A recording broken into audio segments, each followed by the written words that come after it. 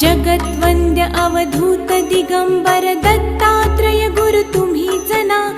अनन्य भावे शरणागत मी भव भयवारण तुम्हीच ना।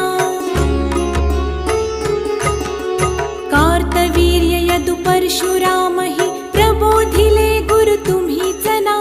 स्वामी जनार्दन एकनाथ तरी कृतार्थ केले तुम्हीच ना। नवनारायण सनाथ करुणी पंथ निर्मिला तुम्हीच ना। मच्छिंद्रादि जति प्रवृत्त केले जन उद्धारा तुम्हीच ना।